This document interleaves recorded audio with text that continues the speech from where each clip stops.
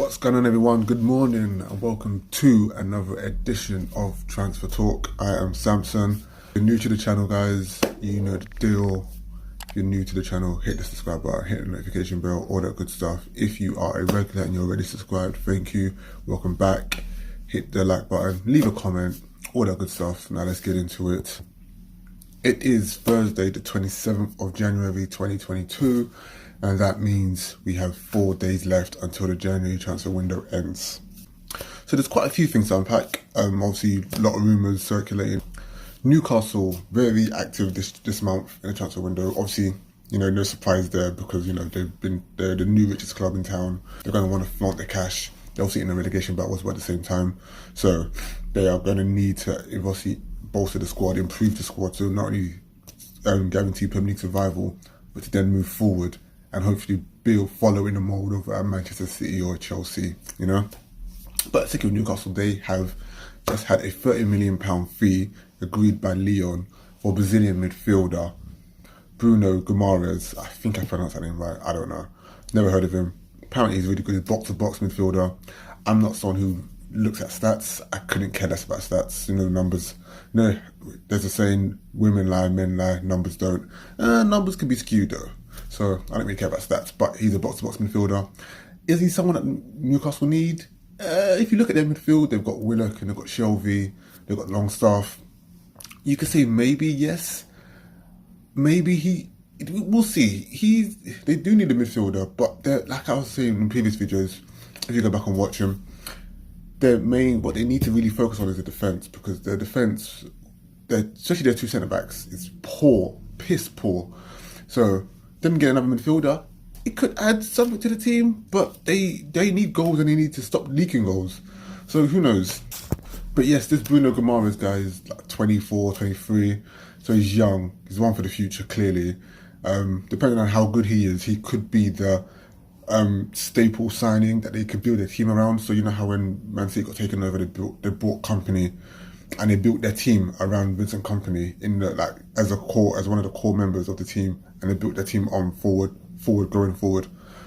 I feel like this Bruno Guimarães guy, depending on how good he is, I don't know, he might not hack it in the Premier League, but depending on how good he is, he could be the centrepiece to the jigsaw that Newcastle are trying to build. We'll see.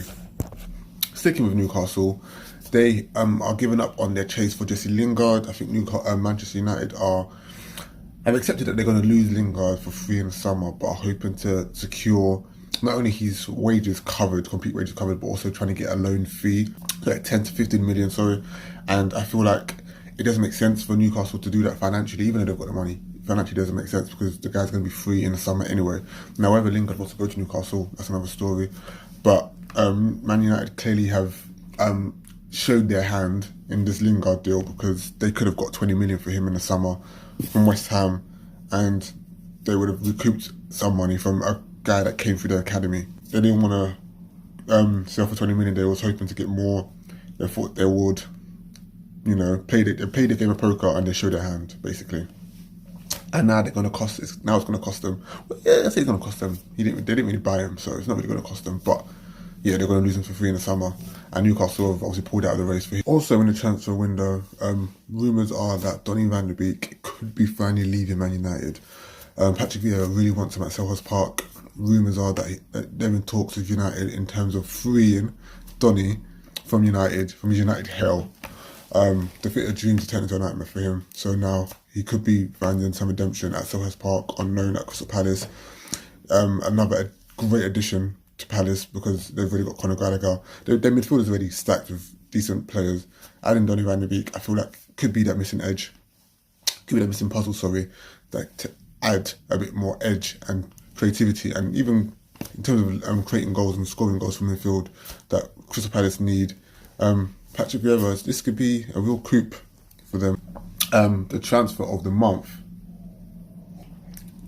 Sorry, put that cup. Anyway, the transfer of the month, the talking point of the month, should I say, is Dusan Vlahovic from the Fiorentina striker, the Serbian hitman who has been on fire apparently this season for Fiorentina.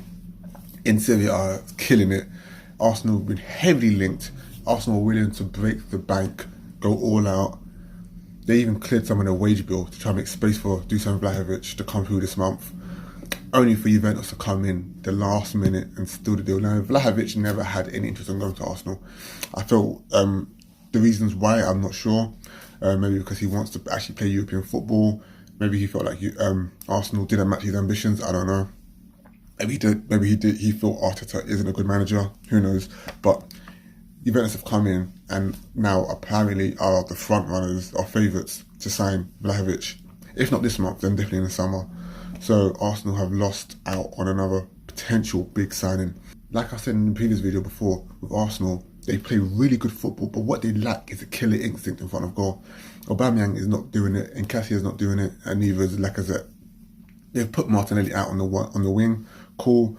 If that's the case, you're going to need a real hitman up front to lead the line. They haven't got one. They are banking on Vlahovic to come through and be that guy. They've lost out on him. Back now to the drawing board for Arteta and these guys, and let's see what happens. To round off this transfer window, Spurs, they have been linked with Luis Diaz. Now, if you remember earlier in the month, Liverpool were heavily linked with him. It was rumoured that Liverpool were actually going to sign him from Porto, but Liverpool obviously pulled out. The rumours are obviously false. Liverpool pulled out, but now Spurs are now the front runners of signing him. They want to sign him for, I think the same offer Liverpool were rumoured to be buying him for. I think it was like 50, 60 million. Diaz doesn't want to go to Tottenham. He wants to actually go to Liverpool. Rumours again, but Spurs are obviously in the front runners to sign him. Antonio Conte has real big pulling power, so it'll be interesting to see if he can get this deal done and sealed for Tottenham, because this will be a huge signing for them.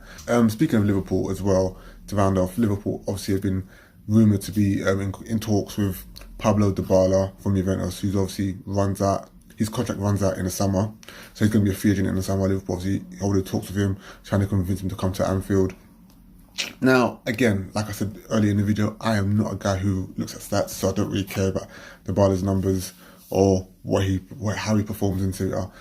But what I will say is, from watching him, he is not a striker. He is a Bobby Firmino type player, so he can play the false nine role really well. Is that someone that we need? I don't know. I personally wouldn't want us to get him. I mean, unless we're going to deploy him as a number 10, as in the person that plays behind the striker, not as a false nine. But look, at the end of the day, he's not world class. He's elite, and he could bring something to the team. He could add quality to the team. Who knows? He wouldn't be the first person on my radar in terms of attacking options that we can try and get in the summer, personally. But that's just me. But yeah, guys, let me know what you think. That is it for the transfer edition this week. I will be back again, hopefully before or on Monday. If not, then definitely Tuesday, with the latest updates and rumours in the transfer window. And don't forget to hit the subscribe button, notification bell, share the video, like, leave a comment, all that good stuff. And I'll see you again soon. Peace.